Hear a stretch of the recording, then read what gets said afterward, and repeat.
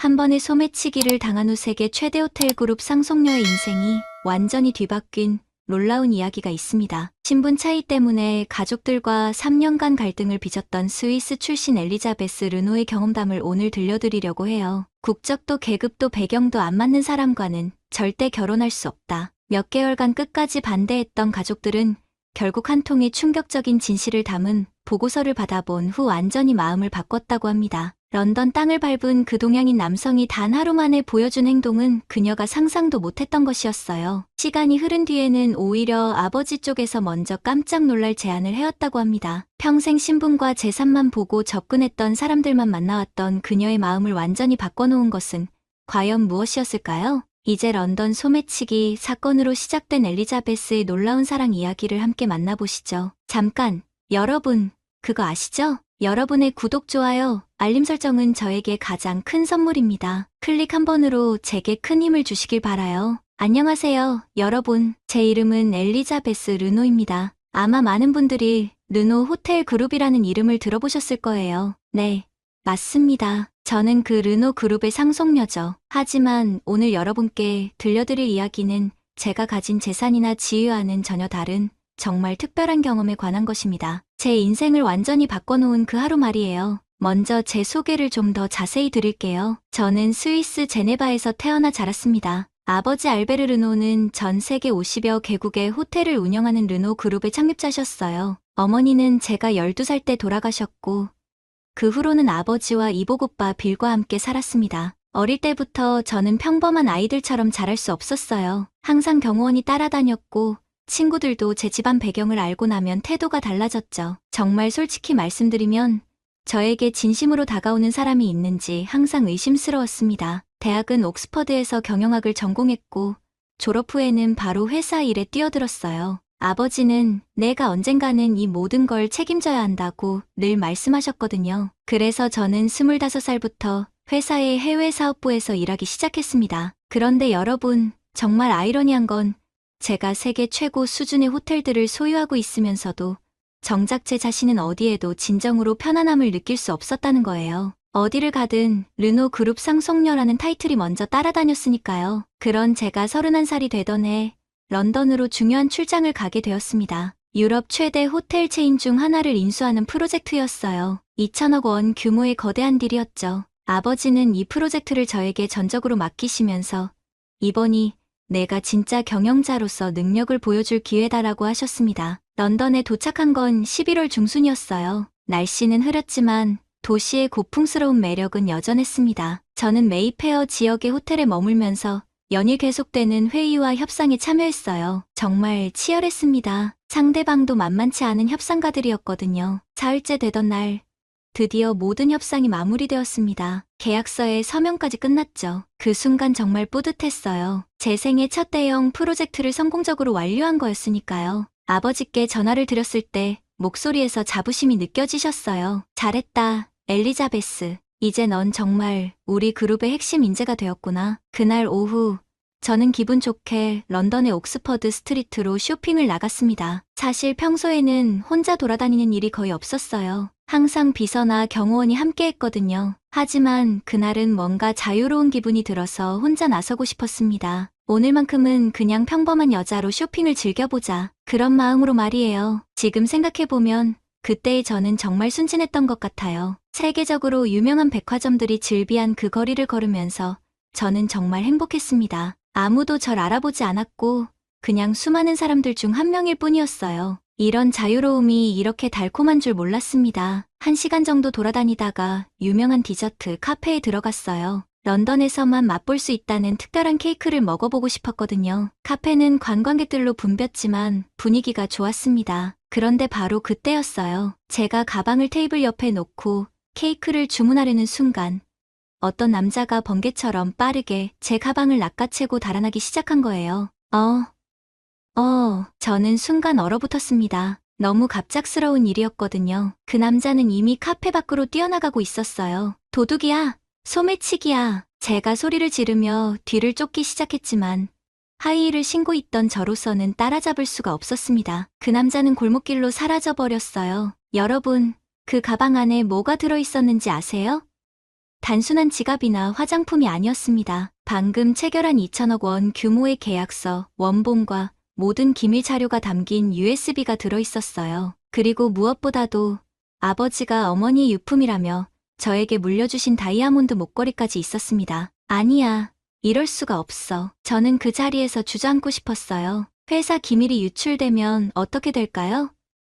계약이 무효가 될 수도 있고 경쟁사의 정보가 넘어갈 수도 있어요. 무엇보다 어머니의 유일한 유품을 잃어버렸다는 생각에 눈물이 났습니다. 주변 사람들에게 도움을 요청해봤지만 반응은 차가웠어요. 어떤 사람은 경찰에 신고하세요 라고 말하고는 그냥 지나갔고 어떤 사람은 아예 못 들은 척했습니다. 관광지라 그런지 다들 자신의 일에만 바빠 보였어요. 저는 절망에 빠졌습니다. 휴대폰도 가방 안에 있어서 경찰에 신고할 수도 없었어요. 주변 상점에 들어가서 전화를 빌려달라고 하려는데 그때였습니다. 잠깐만요. 뒤에서 차분하지만 확신에 찬 목소리가 들려왔어요. 저는 뒤를 돌아봤습니다. 키가 큰 동양인 남성이 서 있었어요. 나이는 30 초반 정도로 보였고 검은 머리에 갈색 눈동자를 가진 사람이었습니다. 특별히 잘생겼다기보다는 묘하게 신뢰감을 주는 인상이었어요. 지금 가방을 도둑 맞으셨죠? 네, 맞아요. 방금 전에 어느 쪽으로 갔는지 봤습니다. 가만히 계세요. 그는 더 이상 말하지 않고 그 남자가 사라진 골목길로 뛰어들었어요. 저는 얼떨결에 그 자리에 서서 기다릴 수밖에 없었습니다. 10분 정도 지났을까요? 골목에서 소란스러운 소리들이 들려왔어요. 뭔가 몸싸움을 하는 것 같았습니다. 제 심장은 쿵쾅쿵쾅 뛰고 있었어요. 그리고 잠시 후 그 남자가 제 가방을 들고 나타났습니다. 하지만 그의 모습은 처음과 달랐어요. 셔츠가 찢어져 있었고 왼팔에서 피가 나고 있었습니다. 괜찮으세요? 다치신 곳은 없죠? 제가 물어보니 그는 조용히 웃으며 대답했어요. 저는 괜찮습니다. 이런 건 그냥 반사적으로 하게 됩니다. 그 말을 들었을 때 정말 놀라웠어요. 자신은 다쳤으면서 제 안부부터 묻는 거예요. 이런 사람을 본 적이 없었습니다. 정말 감사합니다. 어떻게 제가 보답을. 됐습니다. 당연한 일을 했을 뿐이에요. 그는 제 가방을 건네주고는 그냥 가려고 했어요. 저는 급하게 그를 붙잡았습니다. 잠깐만요. 적어도 병원비라도 아니면 사례라도 정말 괜찮습니다. 이 정도는 아무것도 아니에요. 그때 저는 깨달았어요. 이 사람은 정말 대가를 바라지 않고 도와준 거라는 걸. 제 인생에서 이런 경험은 처음이었습니다. 항상 누군가 저에게 친절하게 대할 때는 뭔가 목적이 있었거든요. 그 남자는 미소를 지으며 말했어요. 가방 안에 중요한 것들이 많이 들어있는 것 같던데 이제 안전하니까 다행입니다. 그리고는 정말로 그냥 사라져버렸어요. 저는 그를 부르려 했지만 이미 늦었습니다. 가방을 열어보니 모든 게 그대로 있었어요. 계약서도 USB도 어머니 목걸이도 말이에요. 하지만 그 순간 제가 가장 많이 생각한 건 그 물건들이 아니었습니다. 바로 그 남자였어요. 도대체 저 사람은 누구일까? 그날 밤 호텔로 돌아온 저는 도무지 잠이 오지 않았습니다. 계속해서 그 남자의 모습이 머릿속에 맴돌았어요. 특히 이런 건 그냥 반사적으로 하게 됩니다 라고 했던 그 말이 계속 귀에 들렸습니다. 다음날 아침 저는 그 카페 주변을 다시 찾아갔어요. 혹시 그 남자를 다시 만날 수 있을까 하는 마음에서였죠. 하지만 아무리 기다려도 나타나지 않았습니다. 카페 직원들에게 물어봐도 어제 그런 일이 있었나요? 라며 기억하지 못했어요. 이틀째, 사흘째도 마찬가지였습니다. 저는 점점 그 사람이 정말 존재했던 건지 의심스러워지기 시작했어요. 마치 꿈이었던 것 같기도 하고요. 그런데 나흘째 되던 날, 정말 예상치 못한 곳에서 그를 다시 만나게 되었습니다. 런던 국제박람회장에서였어요. 저는 호텔업계 전시회 참관을 위해 그곳에 갔었거든요. 전시장을 둘러보다가 한국관 앞을 지나게 되었는데 거기서 익숙한 뒷모습을 발견한 거예요. 심장이 쿵 내려앉았습니다. 분명히 그 사람이었어요. 혹시 제가 조심스럽게 말을 걸자 그가 돌아봤습니다. 역시 맞았어요. 며칠 전 제 가방을 되찾아준 바로 그 남자였죠. 아, 안녕하세요. 가방 괜찮으셨어요? 그는 저를 알아보고는 자연스럽게 인사를 건넸어요. 마치 오래된 친구를 만난 것처럼 편안하게 말이에요. 네. 덕분에 정말 큰 문제가 해결됐어요. 그런데 여기서 뭘 하고 계신가요? 아, 저는 여행 중이거든요. 이런 박람회 구경하는 걸 좋아해서요. 여행 중이라니요? 그때부터 저는 이 사람에 대해 더 알고 싶어졌습니다. 혹시 시간 되시면 커피라도 한잔 하실래요? 제대로 된 감사 인사도 못 드렸는데 처음에는 사양하더니 제가 계속 부탁하자 결국 응해주었어요. 박람회장 근처 조용한 카페에서 마주 앉게 되었습니다. 그제서야 그의 이름을 알게 되었어요. 정도연이라고 했습니다. 한국 사람이었죠. 한국에서 뭘 하세요? 이전에는 군인이었고 지금은 특별히 하는 일이 없어요. 군인이었다는 말에 모든 게 설명됐습니다. 그래서 그렇게 빠르고 정확하게 행동할 수 있었던 거군요. 그런데 여행은 얼마나 오래 하고 계신 거예요? 한 2년 정도 됐네요. 아시아, 유럽 여러 나라를 돌아다니고 있어요. 2년이나 여행을 한다니 정말 자유로운 사람이구나 싶었습니다. 그와 대화를 나누면서 저는 이상한 감정을 느꼈어요. 처음으로 누군가와 진짜 편안하게 이야기하고 있다는 느낌이었습니다. 그는 제가 누구인지 모르고 있었고 그냥 평범한 여자로 대해주고 있었어요. 그런데 며칠 전에 정말 용감하셨어요. 보통 사람이라면 그냥 지나쳤을 텐데 용감한 게 아니라 그냥 습관이에요. 군대에서 오래 있다 보니까 그런 상황을 보면 몸이 먼저 움직여요. 그의 담담한 대답에서 진정성이 느껴졌습니다. 정말 자연스럽게 아무런 계산 없이 도와준 거였어요. 한국은 어떤 곳인가요?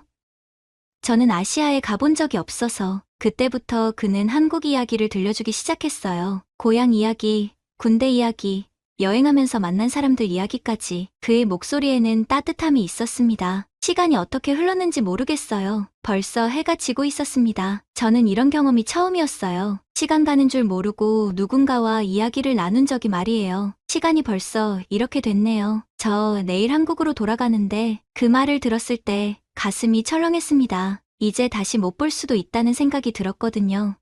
혹시 연락처를 교환할 수 있을까요? 제가 조심스럽게 물어보니 그는 잠시 망설이더니 자신의 이메일 주소를 알려주었어요. 휴대폰 번호는 여행 중이라 자주 바뀐다면서요. 그날 밤 저는 그에게 메일을 보냈습니다. 단순한 안부 인사였지만 보내는 제 손이 떨렸어요. 이런 감정을 느껴본 적이 없었거든요. 놀랍게도 그는 바로 답장을 보내왔어요. 한국에 무사히 도착했다는 내용과 함께 런던에서의 만남이 즐거웠다는 말도 있었습니다. 그때부터 저희는 메일을 주고받기 시작했어요. 처음에는 일주일에 한 번 정도였는데 점점 자주 연락하게 되었습니다. 그는 한국의 일상을 들려주었고 저는 스위스와 런던에서의 생활을 이야기했어요. 하지만 저는 아직 제 정체를 밝히지 않았습니다. 그냥 호텔에서 일하는 직원이라고만 했어요. 왜냐하면 그가 저를 있는 그대로 봐주는 게 너무 좋았거든요. 한 달쯤 지났을 때 그가 다시 유럽 여행을 온다는 연락이 왔어요. 파리와 스위스를 거쳐 독일까지 갈 계획이라고 했습니다. 혹시 스위스에 오시면 제가 안내해드릴 수 있어요. 제가 그렇게 제안하자 그는 기꺼이 받아들였습니다. 도연 씨가 제네바에 온 날을 저는 평생 잊을 수 없을 거예요. 공항에서 그를 만났을 때의 그 설렘이란 정말 오랜만에 느끼는 감정이었습니다. 제가 운전하는 차를 타고 제네바 시내를 구경시켜드렸어요. 레만 호수, 제트도, 구시가지까지. 그는 모든 것에 진심으로 감탄했습니다. 정말 아름다운 곳이네요. 여기서 잘하셨다니 부럽습니다. 그의 순수한 반응을 보면서 저는 더욱 마음이 끌렸어요. 저녁에는 제가 자주 가는 작은 레스토랑으로 안내했습니다. 미슐랭 스타 레스토랑 같은 곳 말고 현지인들이 즐겨 찾는 소박한 곳이었어요. 음식이 정말 맛있네요. 이런 곳을 어떻게 아셨어요? 자주 와서 잘 알아요. 관광객들이 많이 오는 곳보다 이런 곳이 더 좋거든요. 그날 밤 저희는 정말 많은 이야기를 나눴습니다. 꿈에 대한 이야기, 인생에 대한 생각들, 여행하면서 느낀 것들까지. 그와 함께 있으면 시간이 멈춘 것 같았어요. 사흘 동안 저는 그와 함께 스위스 곳곳을 다녔습니다. 융프라우 정상에도 함께 올라갔고 인터라켄의 아름다운 호수도 구경했어요. 그는 모든 순간을 진심으로 즐겼고 저도 덩달아 행복했습니다. 특히 기억에 남는 건 융프라우에서의 일이에요. 정상 전망대에서 알프스 산맥을 바라보고 있는데 갑자기 눈이 내리기 시작했어요. 와, 정말 환상적이네요. 그가 눈을 맞으며 웃는 모습을 보면서 저도 모르게 미소가 지어졌습니다. 그 순간 깨달았어요. 저는 이 사람을 사랑하고 있다는 걸. 마지막 날 밤 호텔 로비에서 작별 인사를 하는데 그가 말했어요. 정말 감사했습니다. 이런 여행은 처음이에요. 혼자서는 절대 경험할 수 없었을 것들을 경험했어요. 저도 정말 즐거웠어요. 다음에 또 만날 수 있겠죠? 물론이죠. 제가 한국에 정착하면 꼭 초대할게요. 그렇게 그는 다시 떠났습니다. 하지만 이번에는 이별이 그렇게 아프지 않았어요. 언젠가 다시 만날 거라는 확신이 있었거든요. 그리고 저는 결심했습니다. 이제 그에게 제 진짜 정체를 밝혀야겠다고. 더 이상 숨길 수 없었어요. 도연 씨가 떠나고 일주일 후 저는 용기를 내어 그에게 긴 메일을 보냈습니다. 제 진짜 정체에 대한 모든 걸 털어놓았어요. 르노 그룹 상속녀라는 것, 그동안 숨겨왔던 이유, 그리고 그를 향한 제 마음까지. 손가락이 떨렸지만 전송 버튼을 눌렀습니다. 이제 돌이킬 수 없었어요. 하루 종일 기다렸지만 답장이 오지 않았습니다. 이틀째, 사흘째도 마찬가지였어요. 제 마음은 점점 불안해졌습니다. 아마 제가 거짓말을 했다고 생각하고 실망했을 거예요. 일주일 만에 온 그의 답장은 예상과 달랐습니다. 솔직히 충격이었습니다. 하지만 당신이 어떤 신분이든 제게는 상관없어요. 다만 왜 진실을 말하지 않았는지가 조금 아쉽네요. 그래도 이해합니다. 그리고 마지막 문장이 저를 가장 놀라게 했어요. 저도 당신에게 하고 싶은 말이 있습니다. 며칠 후 그가 다시 스위스로 왔습니다. 이번에는 여행이 아니라 저를 만나기 위해서였어요. 공항에서 만난 그의 표정은 전과 달리 진지했습니다. 제가 예약한 호텔이 아니라 그가 묵고 싶다는 작은 게스트하우스로 갔어요. 제대로 된 이야기를 해야겠어요. 카페에 앉은 그가 먼저 입을 열었습니다. 저는 그냥 평범한 전직 군인이 아닙니다. 그때부터 그가 들려준 이야기는 정말 놀라웠어요. 도연 씨는 대한민국 해군 특수부대인 UDT 출신이었습니다. 10년간 복무하면서 수많은 작전에 참여했다고 했어요. 마지막 작전에서 문제가 생겼습니다. 민간인들이 위험에 처한 상황이었는데 상부에서는 작전 우선이라며 구조를 금지했어요. 그의 목소리가 조금 무거워졌습니다. 하지만 저는 그들을 구했습니다. 규율 위반이었죠. 결국 불명예 전역은 아니었지만 승진에서 제외되고 여러 제재를 받았어요. 그래서 군을 그만두신 거예요?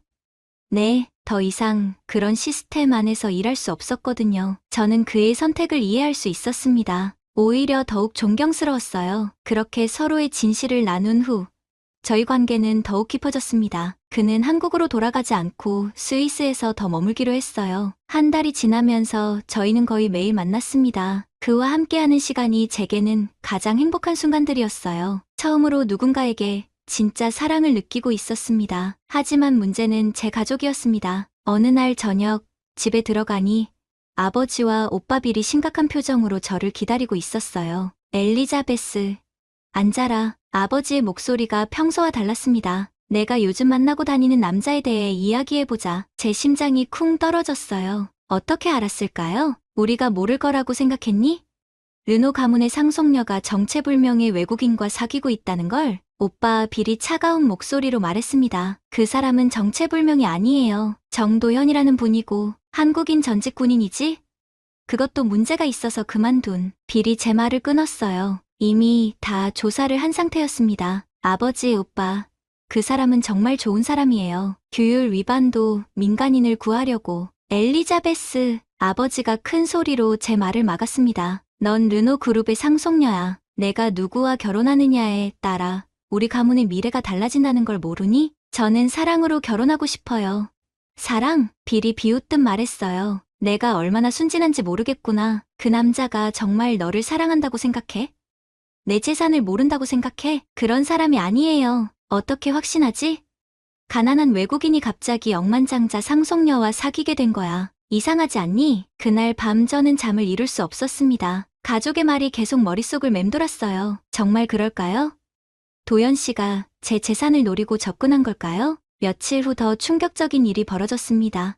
빌이 저에게 파일을 하나 건넸어요. 이걸 봐. 그 안에는 정도현의 군 복무 기록이 자세히 나와 있었습니다. 그런데 제가 들었던 것과는 다른 내용들이 있었어요. 규율 위반으로 인한 징계, 상관과의 마찰, 문제 행동들, 빌이 하나하나 짚어가며 설명했습니다. 이런 사람이 과연 믿을 만한 사람일까? 저는 혼란스러웠어요. 도연 씨가 저에게 말한 것과 이 기록이 다른 점들이 있었거든요. 그리고 일주일 후 더욱 충격적인 소식이 들려왔습니다. 어떤 언론에서 저희 관계에 대한 기사를 내려고 한다는 거였어요. 의심스러운 전직 군인과 르노 그룹 상속녀의 스캔들, 그런 제목의 기사가 나갈 예정이라고 했습니다. 회사 이사회에서도 문제가 되기 시작했어요. 몇몇 이사들이 제 상속권에 대해 의문을 제기했습니다. 이런 식으로 행동하는 사람이 과연 우리 그룹을 이끌어갈 수 있겠습니까? 개인적인 문제가 회사 이미지에까지 영향을 미치고 있습니다. 아버지는 점점 압박을 받기 시작했어요. 그리고 마침내 저에게 최후 통첩을 내렸습니다. 엘리자베스, 선택해라. 그 남자와 우리 가문 중에서. 아버지, 그런 선택을 어떻게? 만약 그 남자를 선택한다면 넌 더 이상 르노 가문의 일원이 아니야. 상속권도 회사에서의 지위도 모두 포기해야 한다. 그날 밤 저는 도연 씨를 만났습니다. 그에게 모든 상황을 설명했어요. 미안해요. 저 때문에 이런 일이 괜찮습니다. 예상했던 일이에요. 그의 담담한 반응에 오히려 제가 더 마음이 아팠습니다. 하지만 어떻게 해야 할지 모르겠어요. 엘리자베스 씨, 저는 당신이 가족을 선택했으면 좋겠어요. 뭐라고요? 당신에게는 저보다 더 중요한 것들이 있어요. 책임도 있고 의무도 있죠. 그 말을 들었을 때 정말 화가 났습니다. 그런 식으로 말하지 마세요. 마치 저희 사이가 그냥 가벼운 만남인 것처럼. 그런 뜻이 아니에요. 하지만 현실을 봐야죠. 그날 저희는 처음으로 심하게 다퉜습니다. 그리고 며칠 동안 연락을 하지 않았어요. 그러던 중 더욱 충격적인 일이 벌어졌습니다.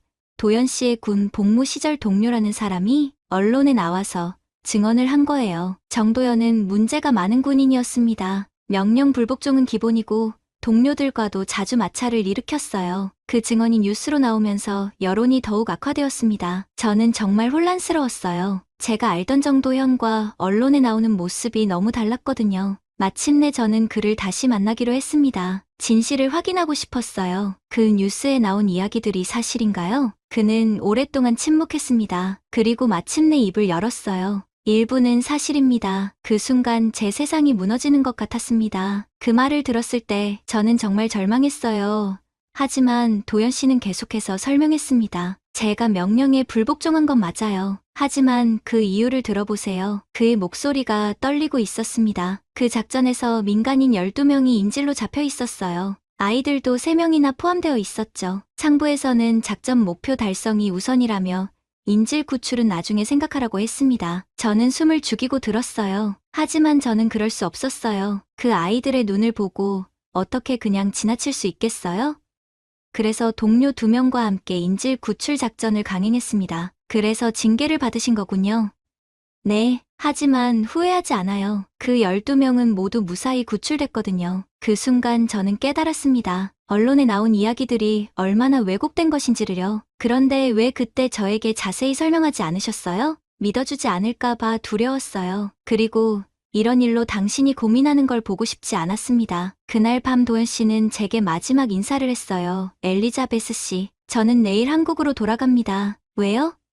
이제 오해가 풀렸는데 당신의 가족들이 오라요. 저 같은 사람은 당신에게 어울리지 않습니다. 그런 말 하지 마세요. 당신은 수많은 사람들을 책임져야 하는 위치에 있어요. 저 때문에 그 모든 걸 포기할 수는 없죠. 그는 제 손을 잡고 말했습니다. 행복하세요. 당신은 그럴 자격이 있는 사람이에요. 다음날 그는 정말로 떠났습니다. 공항까지 배웅을 가고 싶었지만 그가 거절했어요. 그 후 일주일 동안 저는 정말 힘들었습니다. 먹지도 못하고 잠도 제대로 자지 못했어요. 회사 일에도 집중할 수 없었습니다. 그런데 열흘째 되던 날, 빌 오빠가 저를 부르더군요. 엘리자베스, 너한테 보여줄 게 있어. 오빠가 저에게 건넨 건 CCTV 영상이었습니다. 이게 뭐예요? 런던에서 내 가방을 훔쳤던 그날의 전체 영상이야. 영상을 보는 순간 저는 충격을 받았어요. 그 소매치기는 단순한 도둑이 아니었습니다. 매우 조직적으로 움직이고 있었어요. 이 남자는 국제산업 스파이야. 유럽 전역에서 활동하고 있는 조직의 일원이지. 빌의 설명에 따르면 그들은 제가 가지고 있던 계약서와 USB를 노렸던 거였어요. 그 안에는 르노 그룹의 기밀 정보들이 들어있었거든요. 만약 그 정보가 경쟁사에 넘어갔다면 우리 회사는 수천억 원의 손실을 입었을 거야. 그럼 정도연 씨가 그 사람이 목숨 걸고 구해낸 덕분에 회사가 살아난 거지. 그때 빌이 또 다른 문서를 보여줬어요. 그리고 이건 그 사람의 진짜 군 복무 기록이야. 언론에 나온 건 조작된 거였어. 진짜 기록에는 도연 씨의 영웅적인 행동들이 자세히 기록되어 있었습니다. 수많은 민간인을 구한 이야기, 동료들을 위험에서 구출한 이야기들이요. 왜 이제서야 이걸 보여주는 거예요? 처음에는 나도 의심했어. 하지만 조사를 해보니 그 사람은 정말 특별한 사람이더라고. 빌의 표정이 진지해졌습니다. 그리고 이것도 봐. 마지막으로 그가 보여준 건 도연 씨가 르노 그룹 본사 경비실에 남긴 편지였어요. 편지에는 이렇게 적혀 있었습니다. 엘리자베스 씨의 가족 여러분께 저는 그녀를 진심으로 사랑합니다. 하지만 그 사랑 때문에 그녀의 인생을 망칠 수는 없습니다. 그녀에게는 저보다 더 큰 책임과 의무가 있다는 걸 잘 알고 있어요. 부디 그녀를 잘 보살펴 주세요. 그녀는 세상에서 가장 소중한 사람입니다. 편지를 읽으면서 눈물이 났어요. 그는 끝까지 저를 생각해주고 있었던 거예요. 그때 아버지가 들어오셨습니다. 엘리자베스, 나는 그 사람을 잘못 판단했다. 아버지의 목소리에는 미안함이 담겨 있었어요. 그 사람은 내 돈이 아니라 너 자신을 사랑한 유일한 사람이야. 아버지, 어서 가서 데려와라. 내가 직접 사과하겠다. 저는 그 길로 공항으로 달려갔습니다. 하지만 이미 늦었어요. 도연 씨를 태운 비행기는 이미 떠난 후였습니다. 그날 밤 저는 그에게 긴 메일을 보냈어요. 모든 오해가 풀렸다는 것, 가족들이 그를 만나고 싶어 한다는 것, 그리고 제가 얼마나 그를 사랑하는지를 썼습니다. 하지만 답장은 오지 않았어요. 일주일이 지나도, 한 달이 지나도 말이에요. 저는 포기하지 않았습니다. 한국까지 찾아갔어요. 하지만 그는 이미 다른 곳으로 떠난 후였습니다. 반년이 지났을 때 드디어 그에게서 연락이 왔어요. 짧은 메시지였지만 제게는 세상에서 가장 소중한 말이었습니다. 미안합니다. 시간이 필요했어요. 이제 준비가 됐습니다. 그 후 모든 일이 빠르게 진행되었어요. 도연 씨가 스위스로 돌아왔고 저희 가족과 정식으로 만났습니다. 아버지는 그에게 진심으로 사과하셨어요. 내가 당신을 오해했소. 용서해 주시오. 도연 씨는 웃으며 대답했습니다. 이해합니다. 딸을 걱정하는 아버지의 마음이었으니까요. 빌 오빠도 완전히 달라졌어요. 형님이라고 불러도 될까요? 그렇게 말하면서 도연 씨와 악수를 나누는 모습을 보니 정말 감동적이었습니다. 1년 후 저희는 조용한 결혼식을 올렸어요. 화려한 세기의 결혼식 대신 가족과 가까운 친구들만 초대한 소박한 결혼식이었습니다. 결혼식에서 제가 한 말을 지금도 기억해요. 이 사람은 제 가방을 되찾아 주었을 뿐만 아니라 제 인생을 되찾아 주었습니다. 그날 런던에서 제가 잃을 뻔한 건 단순한 물건이 아니었어요. 진정한 사랑에 대한 믿음이었습니다. 신랑 도연 씨도 감동적인 말을 했어요. 저는 엘리자베스를 구한 게 아닙니다. 엘리자베스가 저를 구해준 거예요. 진짜 사랑이 무엇인지 가르쳐준 사람이거든요. 지금 저희는 정말 행복하게 살고 있습니다. 도연 씨는 르노 그룹의 보안 담당 이사로 일하고 있어요. 그의 경험과 능력이 회사에 큰 도움이 되고 있습니다. 무엇보다 중요한 건 저희가 서로를 있는 그대로 사랑한다는 거예요. 재산도, 지위도, 그런 것들과는 상관없이 말이에요. 결혼한 지 1년 후 저에게 정말 놀라운 소식이 생겼어요. 임신이었습니다. 정말이에요? 확실해요? 도연 씨가 병원 진단서를 보며 눈물을 글썽이는 모습을 보니 저도 눈물이 났어요. 저희 둘 다 아이를 간절히 원하고 있었거든요.